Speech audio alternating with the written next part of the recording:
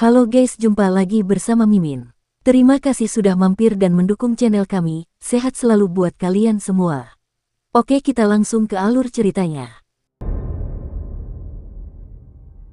Kinmu membuka handuk anti keringat itu dan melihat kualitas sutra itu. Awalnya aku mengira baumu harum dan sangat familiar. Ternyata kita menggunakan jenis kain yang sama. Ling Yuxiu menatap handuk keringat itu dan wajahnya langsung memerah. Dia segera menyambar handuk keringat itu dengan marah dan malu. Ini milikku. Kok ada padamu? Kau bahkan menganggapnya sebagai handuk keringat. Aku mengabaikanmu. Gadis itu menghentakkan kakinya dengan marah dan berjongkok di atas kepala naga itu. Dia meletakkan dagunya di atas tangannya dan melihat ke kejauhan. Kinmu tertegun, ini handuk keringatmu. Itu bukan handuk keringat. Ling Yuxiu marah, ini aku mengabaikanmu.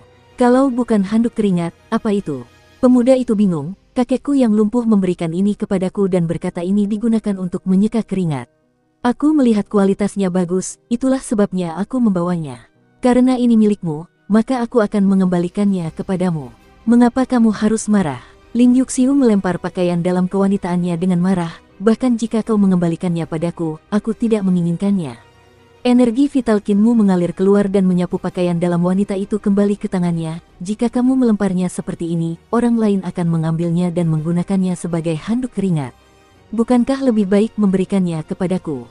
Aku banyak berkeringat saat berlatih. Ling Yuxiu marah, kembalikan padaku. Pemuda itu semakin bingung, mengapa aku harus mengembalikannya kepadamu jika kamu akan membuangnya? Bukankah lebih baik memberikannya kepadaku untuk menyeka keringatku? Ling Yuxiu mengambilnya kembali dan merenung. Kemudian dia mengeluarkan sapu tangan dan memberikannya kepadanya. Ini barang pribadi seorang gadis. Sebagai seorang pria, apakah kamu tidak malu menggunakannya? Biar aku berikan sapu tangan ini kepadamu. Sapu tangan ini juga ditenun dari sutra wangi alam. Masih ada sulamanku di atasnya, gunakan saja ini untuk menyeka keringatmu. Kinmu menerima sapu tangan itu dan menjahit kepala babi yang bengkok di atasnya. Itu sulaman yang sangat jelek.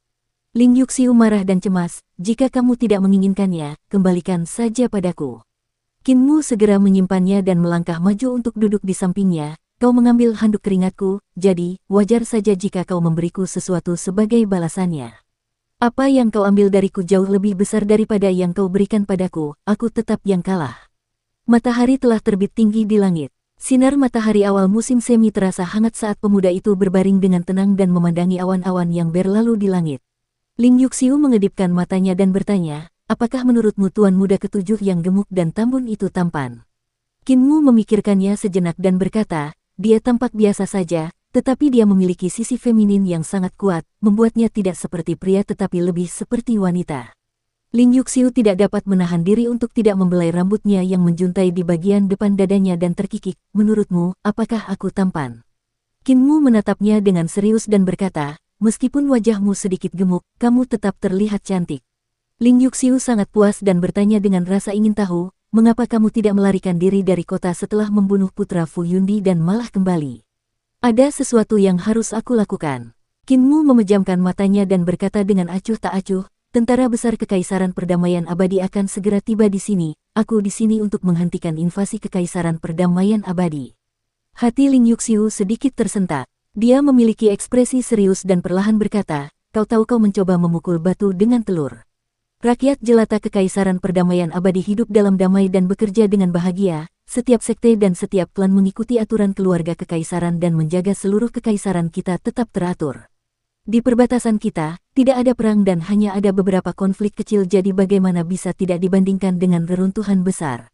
Seberapa tidak teraturnya reruntuhan besar. Orang-orang di sini tidak memiliki cara untuk mencari nafkah dan selalu saling membunuh. Mereka bahkan tidak tahu kapan makanan berikutnya akan datang. Datang ke reruntuhan besar, aku telah melihat banyak orang menjual putra dan putri mereka. Situasi mereka sangat menyedihkan. Tentara besar Kekaisaran Perdamaian Abadi adalah pasukan yang benar. Karena itu kau harus menyerah untuk melawan dan mengambil inisiatif untuk menyambut guru Kekaisaran Perdamaian Abadi. Kinmu membuka matanya dengan tatapan yang dalam. Orang-orang reruntuhan besar juga tidak ingin tinggal di sini, tetapi ku dengar orang-orang reruntuhan besar disebut orang-orang yang ditinggalkan oleh para dewa. Jika mereka meninggalkan reruntuhan besar, mereka akan ditangkap di perbatasan Kekaisaran Perdamaian Abadi. Beberapa akan langsung dieksekusi dan yang lainnya akan dijual sebagai budak untuk menambang biji, dan akan mati dalam beberapa tahun ke depan. Dia duduk tegak dan jari-jarinya bertautan di depan lututnya. Dia memiliki ekspresi tenang, mereka hanya ingin hidup lebih baik tetapi mereka hanya akan mati lebih cepat dengan pergi ke Eternal Peace. Bukankah lebih baik bagi mereka untuk tinggal di Great Ruins di mana mereka masih bisa bertahan? Jika Kekaisaran Eternal Peace menyerbu Great Ruins, bagaimana mereka akan memperlakukan kita, orang-orang yang ditinggalkan oleh para dewa? Apakah mereka akan membunuh kita atau menjadikan kita budak? Saudari Yuxiu, Kaisar Kekaisaran Perdamaian Abadi dan Guru Kekaisaran Perdamaian Abadi tidak memandang rakyat jelata di sini, melainkan hanya tanah yang ditinggalkan oleh para dewa. Orang-orang yang ditinggalkan tinggal di tanah yang ditinggalkan oleh para dewa dan harus menghadapi invasi kegelapan setiap malam. Setiap pagi mereka juga harus menghadapi segala macam bahaya selama berburu, tetapi setidaknya mereka masih bisa hidup dan membiarkan anak-anak mereka bertahan hidup. Namun, jika Kekaisaran Perdamaian Abadi menaklukkan tempat ini, mereka bahkan tidak akan punya tempat tinggal lagi. Ling Yuxiu menatap kosong. Dia tidak pernah memikirkan hal-hal seperti ini. Dia hanya merasa bahwa Kekaisaran Perdamaian Abadi itu adil dan tidak pernah memikirkan apa yang akan terjadi pada orang-orang di sini. Dia tidak dapat menahan diri untuk bertanya, tahukah kamu? Jika kamu melawan pasukan besar Kekaisaran Perdamaian Abadi, hanya kematian yang menunggumu. Tidak ada peluang untuk bertahan hidup. Qin Mu menampakkan senyum berseri-seri yang penuh percaya diri. Ia mengangkat kepalanya ke arah timur, tidak. Kaisar Kekaisaran Perdamaian Abadi dan Guru Kekaisaran akan menemui kegagalan di sini. Mereka akan menghadapi tembok yang tidak dapat diatasi di sini dan pasukan mereka akan lumpuh. Mereka tidak tahu apa yang ada di tanah misterius ini dan apa yang akan mereka hadapi. Legenda perdamaian abadi yang tak terkalahkan harus berakhir di sini hari ini. Ling Yuxiu bangkit dan berkata dengan marah, dasar keledai keras kepala.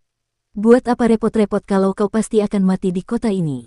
Qin Mu bangkit dan menatap langsung ke matanya, orang-orang terlantar hanya akan menghadapi kematian saat mereka mencapai Kekaisaran Perdamaian Abadi. Sekarang Kekaisaran Perdamaian Abadi berencana untuk menyerang di sini dan mengubah tempat ini menjadi tanah perdamaian abadi. Tidak diragukan lagi bahwa orang-orang terlantar akan mati. Karena kita pasti akan mati jika kita tidak melawan, mengapa orang-orang terlantar tidak bisa melawan untuk memiliki kesempatan bertahan hidup? Ling Yuxiu menjadi gugup karena tatapannya dan berjalan menuruni kepala naga itu kembali ke peron. Dia menoleh untuk menatapnya dan menggertakkan giginya. Aku dari Kekaisaran Perdamaian Abadi dan motifku di sini kali ini adalah untuk mengambil alih wilayah reruntuhan besar, untuk menjadikan tempat ini bagian dari wilayah Kekaisaran Perdamaian Abadi. Qin Mu menganggukkan kepalanya. Ling Yuxiu melanjutkan, tidak mungkin bagiku untuk mengkhianati Eternal Peace. Siapapun yang menentang Eternal Peace Empire akan menjadi musuhku. Qin Mu menganggukkan kepalanya lagi, aku adalah orang-orang terlantar dan aku tidak akan pernah mengkhianati reruntuhan besar. Ling Yuxiu berbalik dan berjalan menuju tangga di peron, sosoknya menghilang tetapi suaranya terdengar dari dalam pilar batu, jika aku bertemu denganmu dalam pertempuran, aku tidak akan menunjukkan belas kasihan. Qin Mu melihat ke kejauhan dan melihat asap di kejauhan yang seperti kabut tebal yang menyelimuti puluhan mil yang bergerak ke sini. Dia bergumam, aku juga. Di tengah kabut tebal, ribuan raksasa membuka jalan ke depan. Raksasa-raksasa ini memiliki taring panjang dan tubuh seperti gunung. Tubuh mereka ditutupi oleh pelindung tulang dan membawa barang-barang berat, tetapi kecepatan mereka tidak lambat. Saat mereka berjalan, pelindung tulang mereka saling bertabrakan dan mengeluarkan suara gemerincing.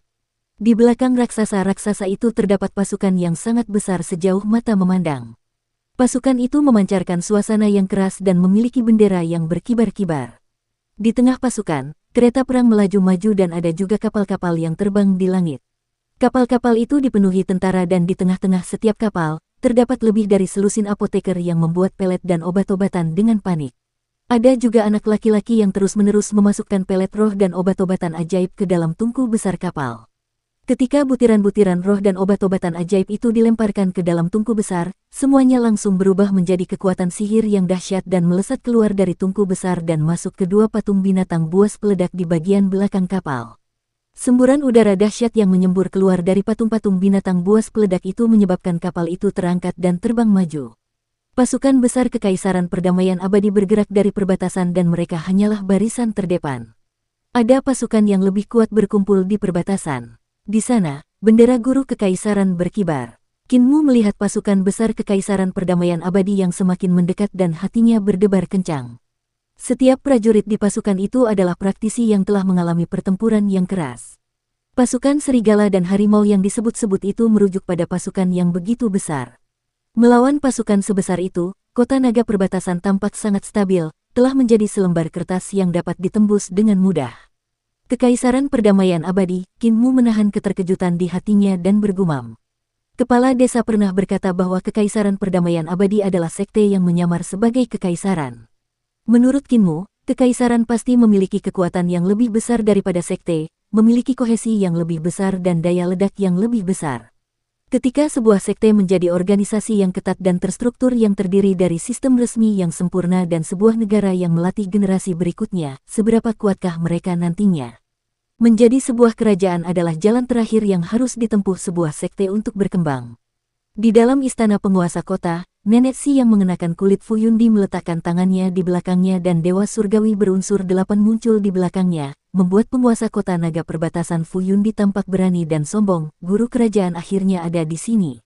Di depan tempat perjudian itu, Blaine menopang dirinya dengan tongkatnya dan menajamkan telinganya mendengar suara pasukan yang bergerak semakin mendekat.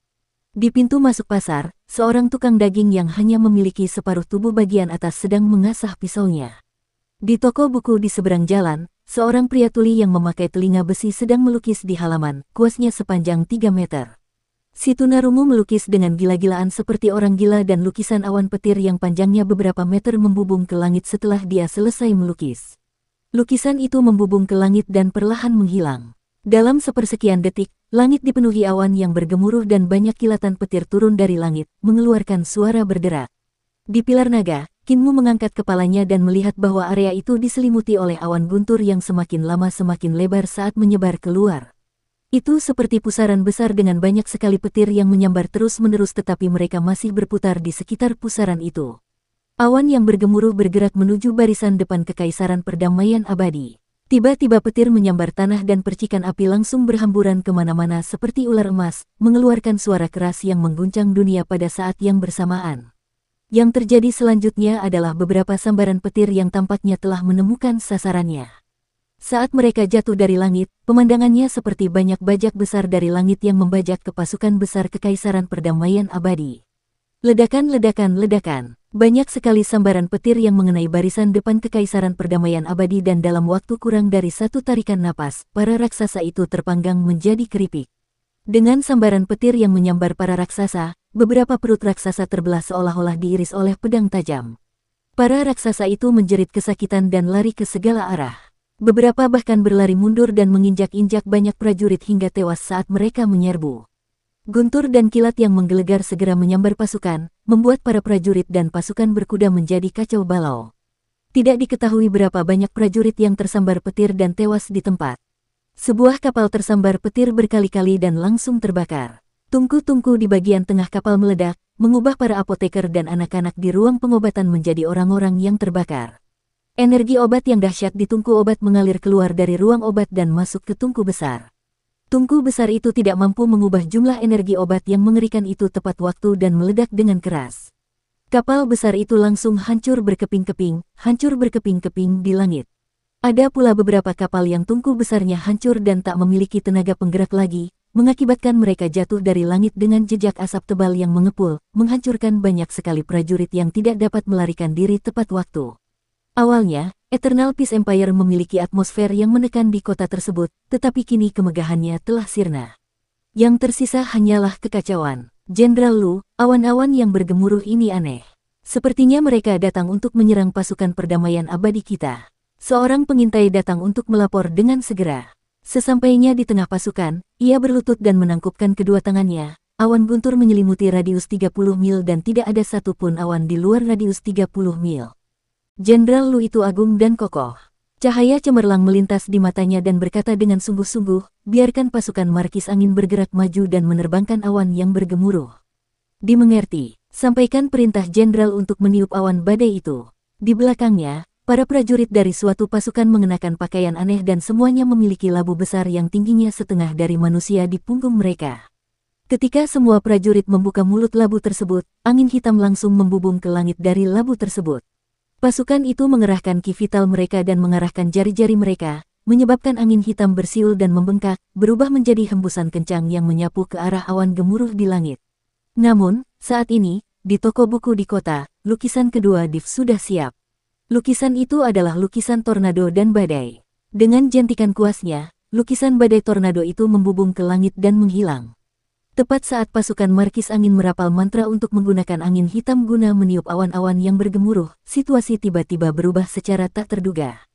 Dari awan-awan yang bergemuruh itu, tornado-tornado besar yang seperti ekor naga-naga suci menjuntai dan menghantam banyak prajurit dari pasukan besar itu.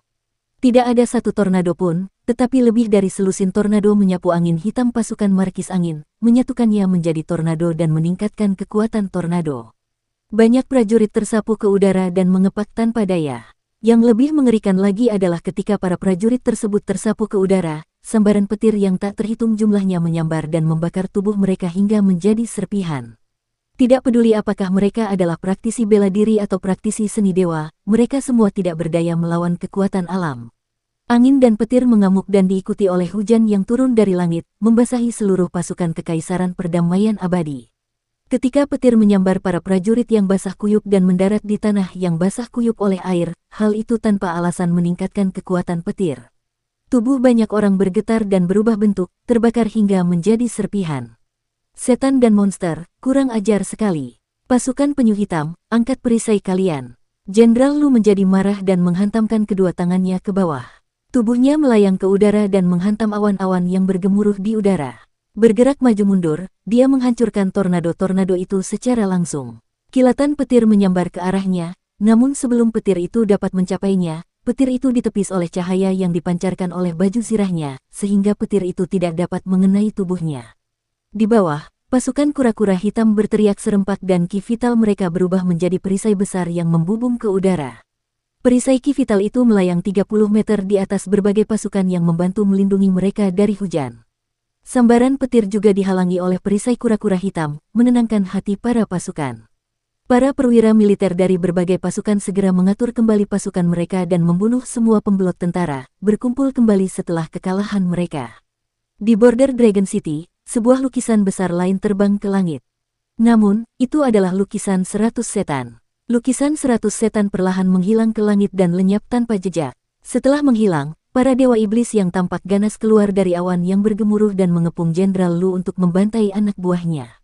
Kulit kepala Jenderal Lu menjadi mati rasa dan ia berjuang dengan nyawanya untuk bertahan, namun pada saat ini, sebuah lukisan besar lainnya terbang keluar dari kota naga perbatasan. Jenderal Lu meliriknya sekilas dan menjadi sangat ketakutan. Itu adalah lukisan meteor jatuh dan dalam lukisan itu ada banyak meteor yang jatuh dari langit.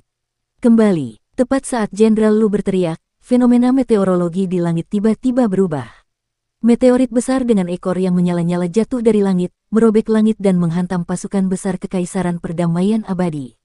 Lukisan seorang pria yang mampu bertahan melawan sejuta prajurit perkasa. Ini mengingatkan saya pada satu orang. Di perbatasan antara Eternal Peace Empire dan Great Ruins. Di menara gerbang kota di perbatasan, seorang pria paruh baya dengan alis panjang dan indah berdiri di sana. Di belakangnya ada para jenderal. Pria paruh baya itu adalah guru besar Kekaisaran Perdamaian Abadi dan bahkan ketika pasukan besar Kekaisaran Perdamaian Abadi mendarat dalam situasi kritis, dia tetap tidak tergerak dan dengan tenang berkata, dulu ketika negara lukisan surgawi masih ada, putra mahkota lukisan surgawi tidak tertandingi di generasinya dan memiliki bakat yang tak tertandingi. Dia adalah pria tertampan di negara lukisan surgawi dan juga yang paling berbakat. Namun dia terpesona dalam melukis dan kaligrafi, dia pernah berkata dia tidak peduli dengan masalah dunia dan hanya fokus membaca kitab suci. Ketika negara serigala militer menyerbu dan ingin memusnahkan negara lukisan surgawi tidak dapat menahan serangan mereka. Sementara itu, putra mahkota lukisan surgawi masih terpesona dalam jalur melukisnya dan ketika dia bangun, negara serigala militer telah menerobos negara itu dan membantai rakyatnya. Ayahnya, Kaisar negara lukisan surgawi juga terbunuh dan kepalanya diarak-arak oleh para prajurit. Di belakangnya, para jenderal Kekaisaran Perdamaian Abadi mendengarkan dengan diam dan tidak membuka mulut mereka. Pedang di pinggang seorang jenderal tiba-tiba membubung ke udara dan berubah menjadi sinar cahaya yang terbang ke kejauhan. Cahaya itu terbang lurus ke arah ratusan iblis dan dewa iblis di awan tebal. Lalu putra mahkota lukisan surgawi menjadi gila. Guru Kekaisaran Perdamaian Abadi yang beralis panjang itu menatap dalam-dalam sambil melanjutkan, kedua telinganya tidak peduli untuk mendengarkan masalah-masalah dunia yang menyebabkan kehancuran negaranya. Jadi apa gunanya telinga-telinga ini? Dia adalah orang yang ekstrim dan suka menangis di jalan. Dia memotong telinganya dan menusuk gendang telinganya. Dia menggunakan darah rakyatnya untuk menarik dan menarik neraka. Dia menarik 18 tingkat neraka. Setelah itu, seluruh negeri-negeri lukisan surgawi lenyap dan menjadi jurang tak berdasar. Jutaan prajurit negeri serigala militer jatuh ke jurang hitam dan menjadi bagian dari neraka, dimakan oleh para dewa iblis neraka. Beberapa praktisi kuat mencoba melarikan diri tetapi mereka ditangkap oleh para dewa iblis dan diseret kembali ke neraka. Setelah pertempuran itu, berakhirlah negeri lukisan surgawi dan negeri serigala militer. Kedua negeri itu musnah dan putra mahkota lukisan surgawi pun lenyap. Aku pernah ke reruntuhan negeri lukisan surgawi dan melompat ke jurang hitam. Aku berjalan-jalan di sekitar 18 tingkat neraka dan melihat lukisannya tentang 18 tingkat neraka. Aku bisa merasakan kesedihan dan ketidakberdayaan yang mendalam di hati putra mahkota itu. Pada saat yang sama aku juga merasa kasihan dengan bakatnya. Itulah sebabnya aku meminta kaisar untuk membangun paviliun orang suci seni. Faktanya, tidak ada orang yang lebih cocok daripada putra mahkota lukisan surgawi untuk menjadi orang suci seni. Kupikir aku tidak akan pernah melihat Art Saint seumur hidupku dan aku tidak pernah berpikir akan melihatnya lagi di perbatasan Great Ruins. Sayang sekali dia telah menjadi musuh Eternal Peace kita. Selagi dia bicara, awan yang menggelegar, kilat, ratusan setan, tornado dan badai semuanya lenyap bagai tinta yang jatuh dari langit. Adegan itu membuat para prajurit perdamaian abadi menggigil ketakutan. Fenomena mengerikan yang telah menyebabkan begitu banyak kematian mereka sebenarnya hanyalah tinta. Tuan Kota, ada seorang penyihir yang menyebabkan kekacauan di kota. Di kota naga perbatasan, Qin Fei Yue melihat fenomena di langit dan segera bergegas ke istana Tuan Kota. Ia menemui Nenek Si dan melaporkan, penyihir ini sedang merapal mantra untuk menghentikan laju pasukan besar perdamaian abadi kita. Kekuatannya luar biasa dan disembunyikan di toko buku di kota. Bolehkah saya meminta Tuan Kota untuk maju dan membunuh penyihir ini? Nenek Si memasang ekspresi serius dan berkata dingin, ada penyihir seperti itu. Beraninya dia membuat kekacauan di wilayahku, beraninya dia.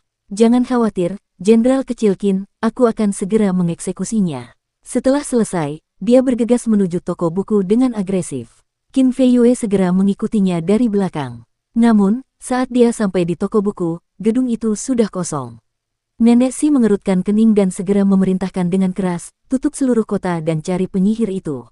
Pindahkan semua orang di kota ke alun-alun kota. Aku ingin melihat siapa yang berani membuat kekacauan di depan mataku. Para praktisi seni dewa di City Lords Manor menerima perintah dan segera mengejar semua orang di kota, termasuk para pedagang ke alun-alun kota. Qin Fei Yue juga mengerutkan kening. Tidak dapat menemukan penyihir yang menciptakan kekacauan membuatnya merasa gelisah. Tidak perlu khawatir, Jenderal Kecil Qin. Ini kotaku, tidak ada iblis atau monster yang dapat membuat kekacauan di sini. Nenek Si, yang mengenakan kulit Fuyundi, tersenyum. Sekarang setelah kita mengumpulkan semua orang, tidak peduli penyihir mana yang hebat dalam bersembunyi, tidak akan lolos dari genggaman tanganku. Jangan ragu untuk mengundang tentara kekaisaran, ada terlalu banyak orang yang melanggar hukum di reruntuhan besar yang membutuhkan ajaran. Kalau dipikir-pikir, aku pernah mendengar nama terhormat Imperial Preceptor dan bahkan sangat mengaguminya. Aku tidak sabar untuk segera bertemu dengan Imperial Preceptor dan mendengarkan ajarannya. Qin Fei Yue menahan rasa gelisah di hatinya dan tersenyum tipis, tenanglah, Tuan Kota. Guru kekaisaran selalu memberikan ganjaran dan hukuman dengan jelas. Karena Tuan Kota itu telah memberikan jasa besar bagi kekaisaran perdamaian abadi, Anda tentu akan dipromosikan menjadi bangsawan dan mencapai kesuksesan yang luar biasa.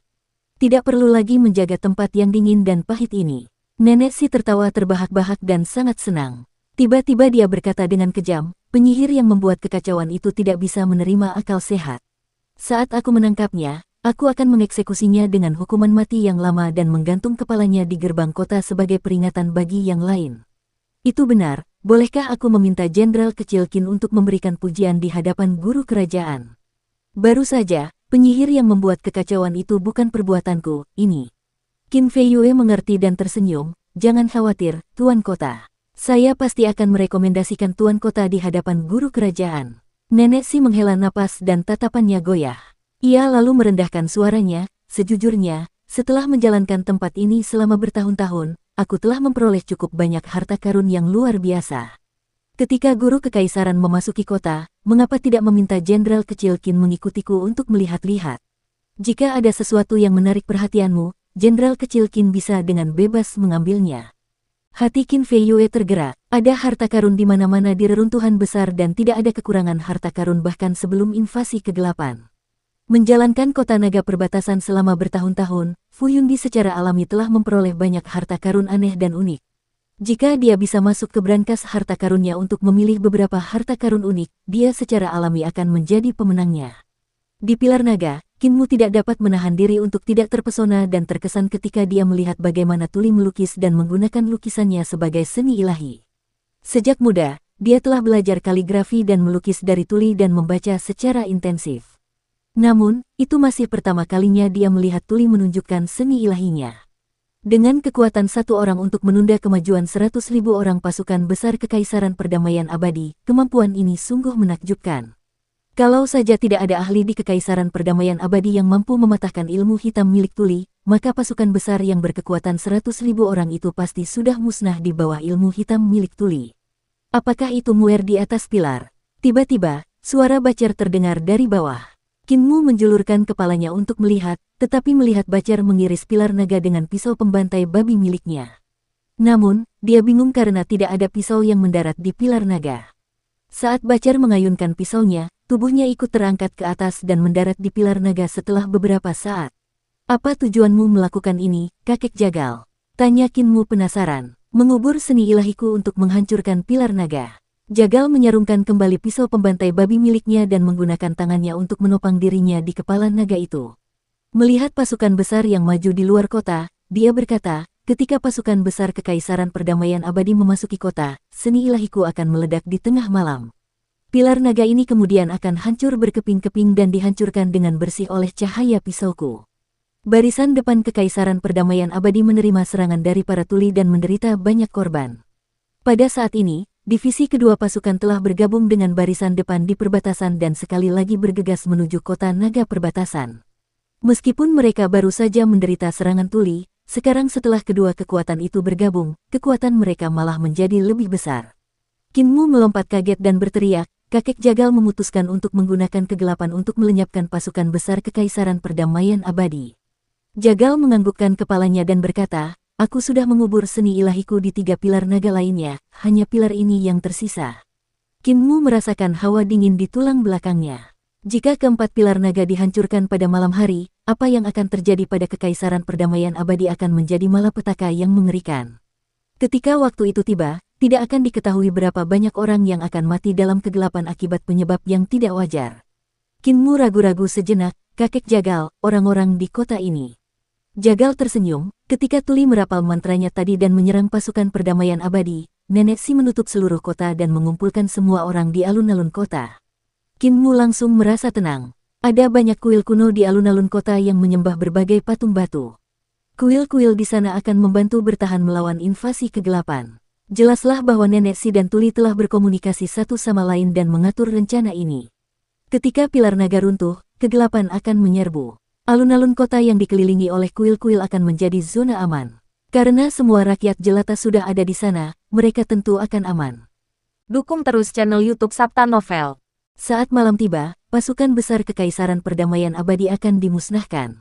Satu-satunya yang bisa lolos hanyalah guru Kekaisaran Perdamaian Abadi dan beberapa praktisi kuat. Saat itu tiba, saat itulah kita akan menghadapi pertempuran terakhir. Jagal tersenyum, karena itu, kepala desa juga datang. Qin Mu bingung, apa yang bisa dilakukan kepala desa jika dia sudah tidak punya anggota badan? Jagal sedikit bersemangat dan terkekeh, kita akan dapat melihat pedang terkuat saat itu melawan pedang terkuat sekarang. Sial, aku tidak sabar menunggu malam tiba sekarang, apa itu? Ekspresinya tiba-tiba membeku saat dia menatap kosong ke kejauhan. Seolah-olah dia telah melihat hantu, dia berteriak, apa-apaan ini? Qin Mu mengikuti tatapannya dan sedikit tertegun. Dia hanya bisa melihat titik hitam kecil dan tidak tahu mengapa Jagal terkejut. Namun, arah di mana titik hitam kecil itu berada, seharusnya adalah Laut Bintang, yang berjarak 70 mil dari kota naga perbatasan. Sialan, kata-kata kasar terus-menerus keluar dari mulut Jagal. Dia tiba-tiba naik ke langit dan mendarat sebelum berteriak, tetap di sana dan jangan bergerak. Aku akan pergi mencari kepala desa, apoteker, dan yang lainnya. Ini masih pertama kalinya aku melihat hal seperti itu setelah tinggal di reruntuhan besar begitu lama, sial. Qin Mu kebingungan. Ini adalah pertama kalinya dia melihat Jagal kehilangan ketenangannya. Saat Jagal masih gila, dia tidak pernah melontarkan begitu banyak kata-kata kasar. Paling-paling dia hanya akan memarahi langit terkutuk. Melihat titik hitam kecil itu, dia tiba-tiba tercengang lagi. Titik hitam kecil itu telah menjadi jauh lebih besar. Titik hitam kecil itu makin membesar. Seperti jarum yang ditusukkan pada selembar kertas putih, tetapi sekarang seperti bercak tinta yang makin membesar. Tiba-tiba, beberapa sosok melintas dan beberapa orang langsung muncul di samping Qin Mu. Mereka adalah kepala desa yang tidak memiliki anggota tubuh, apoteker yang tidak memiliki wajah, bisu dan yang lainnya. Namun, Blind tidak ada di sana. Dia seharusnya dibawa ke alun-alun kota oleh orang-orang di tempat perjudian. Ya Tuhan! Apoteker itu melihat titik hitam itu dan sangat terkejut saat dia bergumam, betapa besarnya kapal ini. Legenda itu benar, benar ada kapal seperti itu. Kepala desa juga terkejut dan bergumam, mengapa kapal ini muncul saat ini. Si bisu linglung dan menatap kosong. Si tuli pun linglung. Fak, Jagal masih terus mengomel dengan kata-kata kasar. Qin Mu membuka mata langitnya dan berusaha sekuat tenaga untuk melihat titik hitam itu namun dia tidak dapat melihatnya dengan jelas. Secara bertahap, titik hitam itu membesar dan membesar. Sekarang sebesar piring hitam pekat dan terus membesar. Tak lama kemudian piring hitam itu menjadi 3 meter panjangnya. Tidak lama kemudian, lempeng tersebut memiliki luas beberapa ar. Getaran terus-menerus datang dari tanah di bawahnya. Qin Mu merasakan kakinya mati rasa karena getarannya semakin kuat. Seolah-olah ada monster besar yang terus bergerak maju. Ia merasakan udara dan suhu meningkat seolah-olah itu adalah panas yang dipancarkan matahari dan membakar bumi. Namun, saat itu masih musim semi dan 2 bulan lagi menuju musim panas. Setelah itu, Qin Mu melihat apa yang dilihat kepala desa dan yang lainnya. Sebuah kapal bergerak maju dari Laut Bintang dan semakin dekat. Itu memang sebuah kapal yang sedang bergerak maju. Di atas kapal itu mengapung sebuah bola hitam yang semakin membesar. Ekspresi Qin Mu menjadi aneh dan keterkejutan di hatinya berlipat ganda beberapa kali.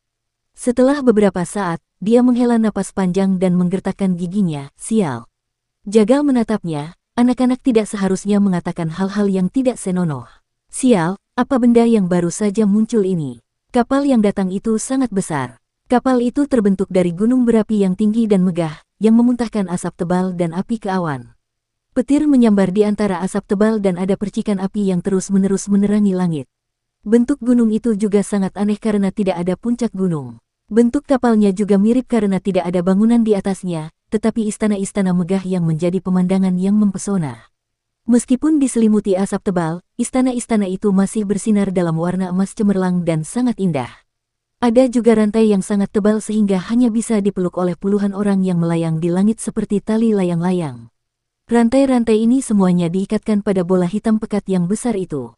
Saat bola itu bergerak di udara, rantai-rantai itu saling bertabrakan dan mengeluarkan suara berderak. Dan ketika bola hitam pekat itu diseret, bola itu akan mengeluarkan suara gemuruh yang keras. Bahkan udara pun berdengung karena getarannya seolah-olah bola itu sangat berat. Pada saat ini, kapal itu sedang melaju di sepanjang sungai yang bergelombang, menyebabkan sungai besar reruntuhan besar mendidih karena panas dan mengering. Monster ikan dan monster sungai semuanya melompat ke darat dan melarikan diri. Ini, Qin Mu tertegun sejenak dan berteriak, kapal matahari. Kepala desa, apoteker, dan yang lainnya semua menatapnya dengan bingung. Apoteker kemudian bertanya dengan rasa ingin tahu, Muer, apakah kamu pernah melihat kapal ini sebelumnya? Aku melihatnya dari peta topografi reruntuhan besar. Qin Mu juga goyah secara mental dan fisik. Benda besar yang tampak seperti kapal ini seharusnya adalah kapal matahari yang dilihatnya di peta istana penekan malapetaka. Ketika pertama kali melihat istilah Sun Ship, ia masih bingung mengapa disebut Sun Ship. Namun, kini ia mengetahuinya. Sun Ship adalah kapal yang menarik matahari. Dan matahari seharusnya menjadi bola hitam yang dirantai oleh kapal matahari. Bola hitam raksasa itu seharusnya adalah matahari yang telah padam. Dapat diasumsikan bahwa sebelum kegelapan menyerbu Great Ruins, pasti ada kapal matahari yang menarik matahari yang menyala-nyala dan melakukan perjalanan melintasi daratan Great Ruins. Qin Mu tidak bisa berkata apa-apa. Mengapa matahari yang ditarik kapal matahari itu padam? Karena kapal matahari menarik matahari, lalu bagaimana dengan kapal bulan yang tercatat di peta? Apakah itu kapal besar yang menarik bulan? Dan di manakah sumur matahari? Bagaimana dengan sumur bulan? Ledakan, ledakan. Saat kapal itu menuju ke sini, kapal yang luar biasa besar itu benar-benar memiliki kaki dan setebal gunung. Kaki-kaki ini terbentuk dari batuan magmatik dan cahaya bahkan dapat terlihat dari celah-celah di antara batuan magmatik. Cahaya ini adalah magma yang seperti darah kapal matahari. Kapal besar itu telah menumbuhkan 24 kaki yang bersesuaian dengan 24 istilah matahari. Kakinya tampak sangat tebal tetapi setiap langkah yang diambilnya menempuh jarak 2 mil. Penampakan benda besar itu masih sangat mengejutkan. Si Tuli menatap si bisu yang sedang menatap dengan gelisah dan menggerakkan tangannya. Si Tuli menafsirkan, itu bukan matahari sungguhan dan merupakan harta karun yang diciptakan oleh orang-orang dari generasi itu sebelum kegelapan turun. Si bisu, kurasa kau benar. Kapal matahari yang sangat besar itu semakin dekat ke kota naga perbatasan, menyebabkan udara semakin kering. Kinmu mengangkat kepalanya tetapi dia hampir tidak dapat melihat puncak kapal itu. Kapal itu terlalu besar, istana-istana yang mempesona itu jatuh ke matanya dan tampak biasa saja. Namun, jika terlihat biasa saja dari jarak yang begitu jauh, itu tidak normal. Dapat diasumsikan bahwa istana-istana ini pasti sangat besar jika dia berjalan di depannya. Seorang pria dewasa pasti terlihat mini saat dia berdiri di dalamnya. Itulah tempat tinggal ras dewa. Kepala desa berkata dengan lembut, kudengar mereka disebut penggembala matahari dan dewa mereka disebut pelindung matahari. Penggembala matahari. Semua orang sedikit bingung untuk berkata apa. Di desa, kepala desa adalah orang yang paling lama tinggal di reruntuhan besar. Dia telah berada di sini selama beberapa ratus tahun dan tahu banyak hal. Rupanya, dia juga pernah mendengar tentang kapal matahari dan mengetahui beberapa informasi tersembunyi.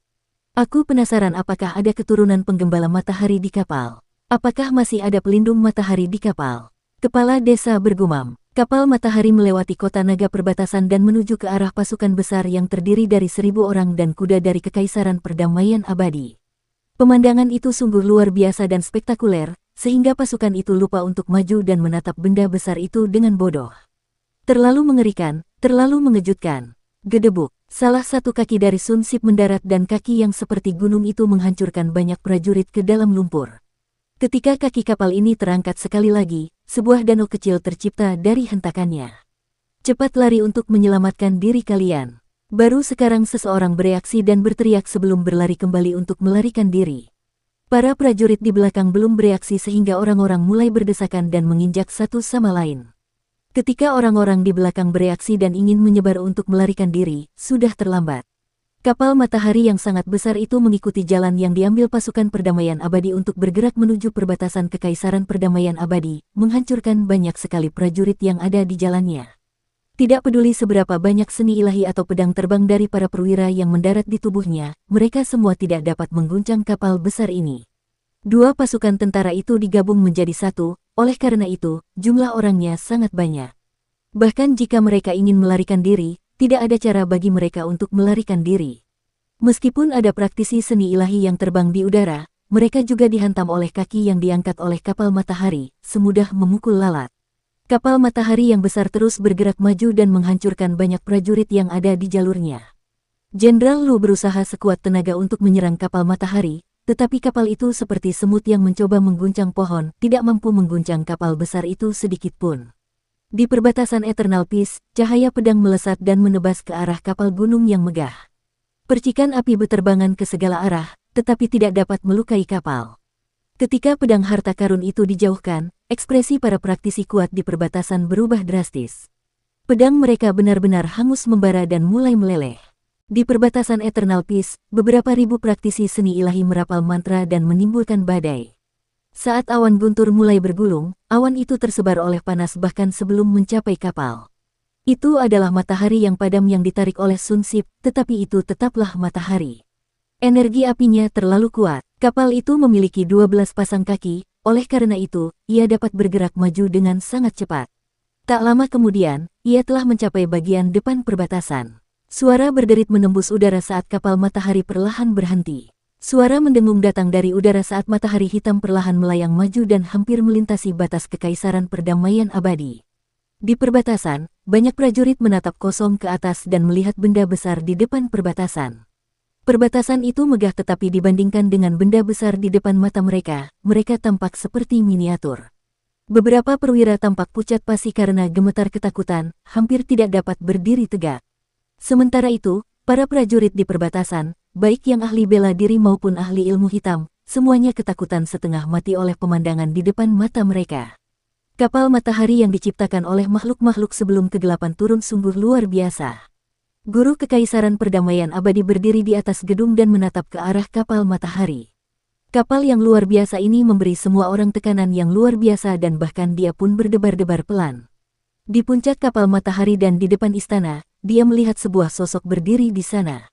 Dia mengangkat kepalanya dan menatap matahari hitam. Meskipun matahari hitam ini sebesar matahari sungguhan, namun tetap saja cukup mengejutkan. Kita bisa membayangkan betapa spektakulernya pemandangan itu jika matahari bersinar kembali. Matahari ini mungkin telah padam, tetapi jika pasukan Kekaisaran Perdamaian Abadi bertabrakan dengan benda raksasa ini, itu akan seperti seekor belalang yang mencoba menghentikan kereta perang, melebih-lebihkan kemampuannya sendiri. Dia dapat merasakan energi ilahi yang datang dari Sun Sip. Masih ada dewa-dewa surgawi yang masih hidup. Reruntuhan besar yang misterius tidak dapat ditembus dengan gegabah. Guru Kekaisaran mengangkat tangannya dan memerintahkan, turunkan perintahku untuk mundur dan jangan pernah menginjakkan kaki di reruntuhan besar selama 50 tahun ke depan. Hati berbagai jenderal di belakangnya bergetar dan segera menyampaikan perintahnya. Guru Kekaisaran Perdamaian Abadi mengangkat kepalanya dan tatapannya tertuju pada istana-istana. Ia kemudian berkata dengan lembut, kapal matahari tidak dapat melindungi reruntuhan besar selamanya. Bahkan para dewa surgawi akan mati. Para penggembala matahari hanyalah ras yang sedang menurun. 50 tahun kemudian, Kekaisaran Perdamaian Abadi milikku akan memiliki kekuatan yang luar biasa untuk menyatukan reruntuhan besar. Oleh karena itu, tidaklah bijaksana untuk melawan mereka secara langsung sekarang. Dia berbalik dan berjalan menuruni menara gerbang kota. Bunyi gong yang digunakan untuk menghentikan pasukan terdengar dari kota. Ketika para prajurit di luar perbatasan mendengar bunyi gong itu, mereka seakan terbebas dari beban dan semuanya berlari kembali ke perbatasan. Kapal matahari yang sangat besar itu juga perlahan mengangkat kakinya dan mengubah arah, menghentakkan kakinya menuju kota naga perbatasan. Tidak lama kemudian, sisa pasukan Kekaisaran Perdamaian Abadi kembali ke perbatasan dan kapal matahari telah mencapai batas kota naga perbatasan. Mengangkat kepalanya, sebuah kapal menjulang tinggi menembus langit yang menarik matahari hitam adalah sesuatu yang tidak pernah diimpikan Kinmu. Kapal Sun berhenti dan ke-24 kakinya perlahan ditekuk dan terduduk dalam posisi terjepit. Di pilar naga, semua orang memasang ekspresi aneh. Kapal matahari ini tidak tampak seperti kapal tetapi lebih seperti makhluk hidup dengan 24 kaki. Karena kapal sudah begitu dekat dengan kota naga perbatasan, gelombang panas pun menyapu kota itu. Bahkan tembok kota pun terbakar merah membara seolah-olah akan mencair. Pastilah menunggu pasukan besar Kekaisaran Perdamaian Abadi mundur sepenuhnya karena mereka tidak segera pergi. Apakah masih ada Sun Guardian di kapal? Kinmu bergumam, ada, aku bisa merasakan aura dewa. Kepala desa memasang ekspresi serius, Guru Kekaisaran Perdamaian Abadi telah mendengar kesulitan-kesulitan dan mundur untuk menghindari kekalahan. Ia tidak akan pernah melangkah ke reruntuhan besar dengan gegabah selama puluhan tahun ke depan. Tukang jagal, simpan pisau-pisaumu atau pilar-pilar naga di sini akan hancur. Jagal menganggukkan kepalanya dan menatap kapal matahari dengan penuh semangat. Kita sudah lama mempersiapkan diri untuk pertempuran ini, tetapi Guru Kekaisaran Perdamaian Abadi ditakuti oleh penjaga matahari, membuat kita tidak mampu melawan orang tua itu. Bagaimana kalau kita naik ke atas kapal dan bertarung dengan dewa? Semua orang memasang ekspresi aneh dan menggelengkan kepala. Orang gila ini pasti sedang membuat masalah. Jika masih ada Sun Guardian di kapal, Bacer mungkin akan tertimpa reruntuhan saat mencoba berkelahi dengan Sun Guardian hanya dengan menggunakan separuh tubuhnya. Kepala desa dan yang lainnya menuruni pilar naga. Kinmu terus melihat ke atas, tatapannya goyah. Dia sangat ingin memanjat kapal megah ini dan melihat apa yang ada di sana. Generasi macam apa mereka yang mampu membangun objek sebesar itu yang bahkan dapat menarik matahari dan bergerak. Berpikir sampai di sini, haluan kapal matahari tiba-tiba miring ke bawah. Kinmu menjadi tak bernyawa. Dia bisa melihat bahwa haluan kapal yang sangat besar itu hampir sebesar kota naga perbatasan. Kapal itu hanya miring ke bawah seolah-olah sangat ringan dan tidak memiliki beban sama sekali. Baru sekarang dia bisa melihat pemandangan di atas kapal. Ada gunung dan sungai, rumput dan bunga yang nyata. Aula utama yang megah berdiri tegak dan tampak seperti tempat suci bagi para dewa. Ada juga banyak pria jangkung yang begitu tinggi sehingga apotecari yang dianggap tinggi dan tegap, tampak seperti anak kecil jika dibandingkan dengan mereka. Kinmu memperkirakan tinggi orang-orang mereka mulai dari 30 meter ke atas, tidak mau kalah jika dibandingkan dengan para pekerja kuat dari Sekte Iblis Surgawi. Anehnya, walaupun haluan kapal dimiringkan ke bawah, danau di kapal tetap datar dan tidak meluap.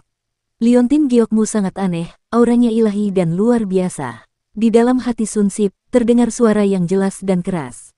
Liontin Giok di depan dada Kinmu melayang pelan dan tampak terbang ke arah Sun Sip. Hati Kinmu sedikit bergetar dan dia melihat ke arah sumber suara hanya untuk melihat raksasa-raksasa berbicara. Raksasa itu beberapa kali lebih tinggi dari raksasa lainnya dan tampak seperti dewa surgawi. Kedua kakinya terbenam ke dalam badan kapal. Lebih dari separuh kakinya tersangkut di kapal dan ia tenggelam lebih dalam hingga ke pinggulnya. Meski begitu, tingginya masih 300 meter. Dia memiliki 4 lengan dan masing-masing dari keempat lengan itu mencengkeram pilar-pilar. Setiap pilar memiliki rantai yang melingkarinya. Rantai-rantai inilah yang melilit matahari hitam di langit. Tubuhnya berkobar seperti api yang membakar manusia. Energi api yang berkobar membuat Kinmu merasa seperti terbakar saat menatapnya. Anehnya, ketika Kinmu melihat wajahnya, ternyata dia bukanlah seorang wanita dewasa, melainkan seorang gadis kecil yang usianya bahkan lebih muda daripada dirinya. Akan tetapi, dengan badan yang tinggi dan besar seperti itu, bagaimana mungkin dia adalah seorang gadis kecil? Dia tampak sangat lelah dan terengah-engah. Senior mengenali Liontin Giok ini. Jantung Kinmu bergetar dan segera melepaskan Liontin Giok dari dadanya. Kemudian, ia melihat keempat tangan raksasa wanita itu mengendur dan tubuhnya perlahan menyusut. Tidak lama kemudian, ia berubah dari raksasa yang tingginya lebih dari 300 meter menjadi seorang gadis kecil yang tingginya lebih pendek satu kepala dari Kinmu. Senior, suaranya sangat merdu dan dia tersenyum sangat gembira. Dia terengah-engah beberapa kali sebelum melanjutkan, aku bukan senior. Dia mengerahkan banyak tenaga untuk menarik kakinya keluar dari badan kapal. Kapal matahari ini sangat aneh. Kakinya benar-benar menyatu dengan kapal dan api kapal itu seperti pembuluh darah yang menembus kakinya, membutuhkan banyak tenaga untuk bisa menariknya keluar. Ketika dia menarik kakinya, tempat dia berdiri kembali sejajar. Di tempat kakinya dan kapal menyatu, terdapat 2 lubang yang perlahan-lahan terbentuk kembali. Gadis kecil ini mencoba berjalan tetapi kakinya gemetar dan dia hampir jatuh ke tanah. Dia segera menggunakan keempat tangannya untuk menahan jatuhnya dan bertanya dengan malu, bisakah kamu ikut? Kinmu menatap raksasa lain yang berada di kapal matahari dan hanya raksasa tua itu yang mengangguk, biarkan dia naik ke atas kapal. Seorang raksasa yang mengenakan pakaian sederhana datang ke haluan kapal dan mengulurkan lengannya. Lengannya berfungsi sebagai jembatan antara pilar naga dan kapal matahari. Kinmu ragu-ragu sejenak dan melangkah ke telapak tangannya, menyilangkan lengan kokoh ini untuk mencapai kapal matahari. Di atas kapal, dia sedikit terkejut. Di sini jauh lebih dingin dari yang dia duga. Awalnya dia mengira tempat ini akan sangat panas seperti tungku, tetapi dia tidak pernah menyangka tempat ini akan sedingin ini. Muer, dasar bajingan kecil. Di border Dragon City, kepala desa dan yang lainnya juga merasakan kejanggalan di atas kapal matahari. Berbalik untuk melihat, mereka kebetulan melihat Kinmu berjalan menaiki lengan raksasa itu dan menaiki kapal matahari. Apoteker tidak dapat menahan senyum karena marah, dia benar-benar punya nyali besar, dia bahkan berani menaiki kapal dewa. Sang jagal mengeluarkan 2 pisau pembantai babi dengan niat membunuh yang meluap-luap, mereka bahkan berani mencuri anak kita, mari kita sembelih mereka. Kepala desa menatapnya dan berkata dengan tenang, mereka tidak punya niat jahat, biarkan saja Muer. Sepertinya tidak ada dewa di atas kapal itu. Kinmu berjalan ke samping gadis kecil itu dan Sun Sip perlahan-lahan miring ke belakang secara horizontal. Karena dia sudah lama tidak berjalan, kaki gadis kecil itu tidak nyaman untuk digerakkan dan sulit baginya untuk berdiri untuk menyapa. Oleh karena itu dia hanya bisa membungkuk kepada Kinmu sambil duduk. Kinmu membalas sapaannya dan menyerahkan Liontin Gioknya ke tangannya. Gadis kecil itu memeriksanya dengan saksama dan merenungkannya.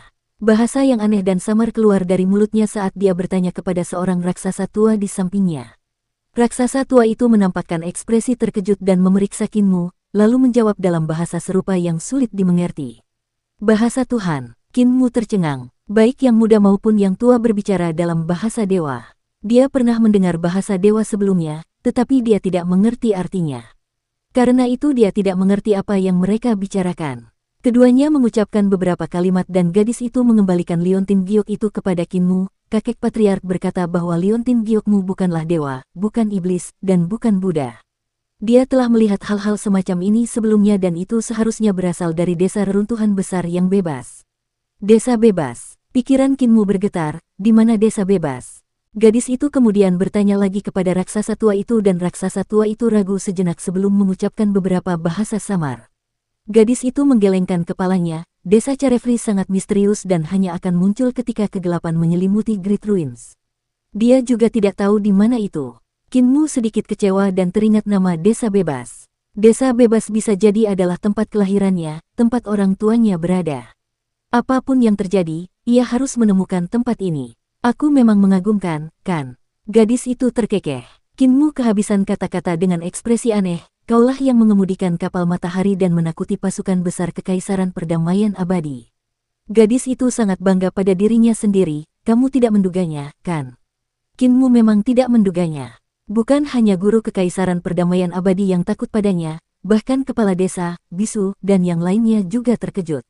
Mereka mengira ada dewa surgawi yang sangat kuno di atas kapal matahari. Itulah sebabnya guru Kekaisaran Perdamaian Abadi berspekulasi bahwa kekuatannya tidak sebanding dengannya dan mundur. Mereka tidak akan pernah menyangka bahwa gadis kecil inilah yang mengendalikan Sun Sip. Tentu saja, Sun Sip terlalu mengejutkan dan terlalu kuat, oleh karena itu mereka membuat kesalahan perhitungan. Namaku Yan Jingjing, siapa namamu? Gadis kecil itu bertanya dengan rasa ingin tahu. Kinmu ragu-ragu dan berkata, saya juga tidak tahu apakah nama keluarga saya Qin atau saya dipanggil Qin. Karena kata Qin pada liontin giok saya, kepala desa memilih nama keluarga saya Qin. Arti darimu adalah menggembalakan sapi. Apa arti dari Yan Jingjing? Itu berarti ada banyak matahari dan api. Yan Jingjing berusaha sekuat tenaga untuk berdiri, tetapi sepertinya dia sudah lama tidak menggunakan kakinya, jadi dia berjalan dengan goyah. Kinmu melihat bahwa otot-otot di kedua kakinya telah mengering dan menjadi sangat tipis. Hanya kulit yang menempel di tulangnya, tidak ada sedikit pun daging. Dia sangat kurus kering sehingga orang-orang tidak dapat menahan perasaan terkejut. Ketika aku lahir, aku seperti matahari. Ibuku terbakar sampai mati oleh api di tubuhku, oleh karena itu, kakek patriark memberiku nama Yan Jingjing. Ekspresi Yan Jingjing berubah muram, ketika aku tumbuh dewasa, kakek patriark berkata bahwa aku memiliki garis keturunan pelindung matahari di tubuhku. Kekuatan pelindung matahari sangat kuat dan membuatku diakui oleh kapal matahari, mengendalikan kapal matahari untuk menjelajahi reruntuhan besar. Hanya aku dirasku yang dapat mengendalikan kapal ini, oleh karena itu, aku telah menjadi pelindung matahari generasi ini. Dia kemudian tersenyum gembira lagi, kau adalah anak laki-laki yang menggembalakan sapi dan aku adalah gadis yang menggembalakan matahari. Ketika aku menyatu dengan kapal matahari, kekuatanku menjadi sangat kuat, seperti dewa surgawi. Itulah sebabnya aku bisa menakuti orang-orang jahat. Apakah aku membuatmu takut tadi? Kinmu tersenyum, benar. Yan Jingjing menundukkan kepalanya, maafkan aku. Aku terlalu lelah tadi, jadi aku berhenti di sini untuk beristirahat dan membuatmu takut. Kinmu tertegun dan tersenyum, tidak apa-apa. Kenapa kakimu begitu kurus? Kakek berkata bahwa matahari klan kawanan matahari kita telah padam. Oleh karena itu ketika aku mengendalikan kapal matahari menyerap kekuatanku, membuatku semakin kurus. Yan Jingjing melanjutkan, ketika kekuatanku habis, aku akan menjadi seperti pelindung matahari sebelumnya, menyatu dengan kapal ini. Begitulah ayahku meninggal, jika matahari dapat menyala kembali, kapal matahari akan menyerap kekuatan matahari dan bahkan memelihara pelindung matahari, membuatku sangat kuat. Hati Kinmu bergetar. Ia menatap matahari hitam di langit dan bergumam, perlu menyalakan matahari. Siapa yang bisa melakukannya? Mungkin hanya dewa surgawi sejati yang bisa melakukannya, mengapa kau harus berjaga di sini dan menjadi pelindung matahari? Karena itu adalah tugas kami, para penggembala matahari. Pelindung matahari adalah seorang pendeta.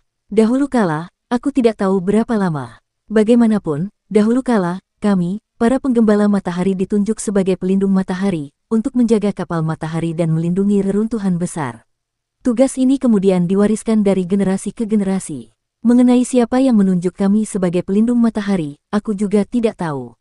Mungkin kakek patriark tahu. Yan Jingjing sangat ceria dan tampak seperti tidak punya teman bermain. Dia duduk dan mengobrol tanpa henti dengan Kinmu, membicarakan semua hal menarik yang telah dilihatnya selama perjalanannya. Kinmu melihat sekeliling. Klan kawanan matahari semuanya adalah raksasa dan ada anak laki-laki dan perempuan muda yang bisa bermain bersama Yan Jingjing. Namun, mereka semua sangat menghormati Yan Jingjing dan tidak berani maju.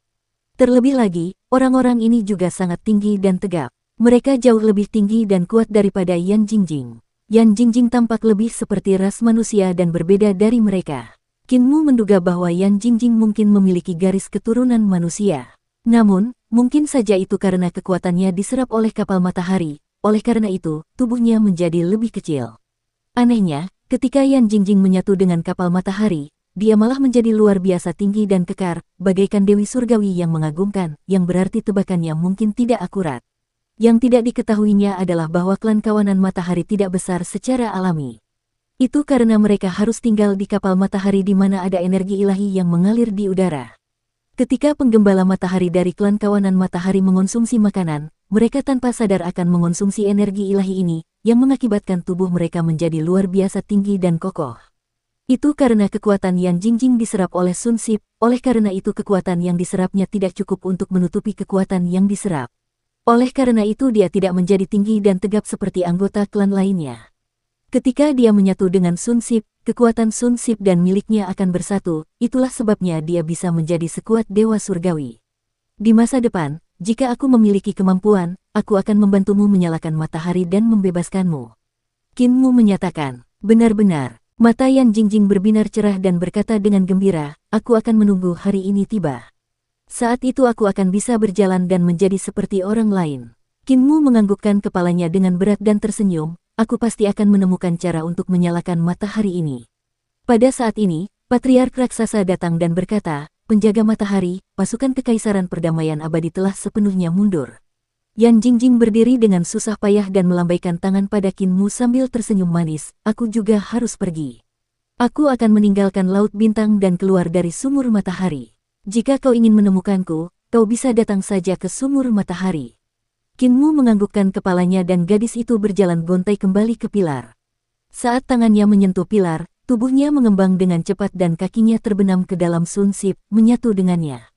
Tangannya mencengkeram 3 pilar lainnya dan tubuhnya mulai terbakar dengan kobaran api, membuatnya tak bisa didekati.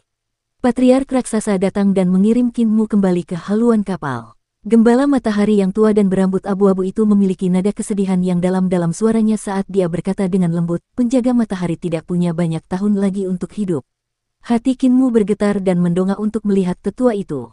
Dia kemudian melihat raksasa yang terbakar dan Yan Jingjing tersenyum padanya. Jika Anda tamu dari Carefree Village, Anda mungkin punya cara untuk menyalakan kembali matahari. Bagaimanapun juga, Patriark raksasa itu ragu-ragu sejenak dan tidak melanjutkan kata-katanya. Dia malah mengirim Qin Mu ke bawah kapal dan artefak tak terbayangkan yang diciptakan oleh para dewa ini mulai perlahan berdiri dan berjalan menuju Laut Bintang. Saat matahari terbenam, sinar matahari yang miring menyinari kapal kuno yang perlahan menjauh. Kegelapan di bawah sinar matahari juga perlahan mengecil dan segera, kapal matahari tidak terlihat lagi. Matahari hitam juga berubah menjadi titik hitam yang sangat kecil sehingga tidak terlihat lagi.